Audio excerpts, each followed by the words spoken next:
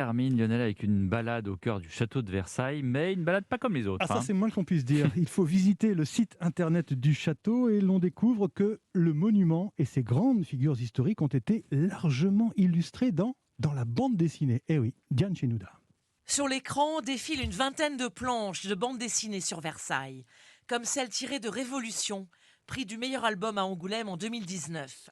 Jacques-Éric Piette, commissaire de l'expo en ligne. On voit la grille royale, on voit le château facilement reconnaissable avec ses pavillons, la chapelle, et puis une foule 18e siècle qui grouille. C'est une bande dessinée qui présente un trait assez ciselé, je dirais. On est sur un dessin à l'encre extrêmement fin. Incontournable aussi, la figure de Marie-Antoinette, dans les mémoires de Marie-Antoinette. On voit même Marie-Antoinette sur scène jouer un personnage dans une pièce de théâtre. On la voit déguisée en bergère. Le château de Versailles a beaucoup inspiré aussi les auteurs de manga, comme Patricia Lifang pour sa série à succès La Rose écarlate. Le château de Versailles, il faut savoir que c'est aussi complexe que plaisant à dessiner.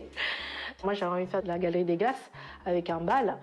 Donc ça, c'est l'idée. Et après, il faut s'y mettre. Alors, bon, j'ai un peu pleuré en faisant tous les détails, mais il faut que ça soit crédible. Autant de visions multiples du château de Versailles. Diane Chenouda, le château de Versailles en manga, là, j'avoue que...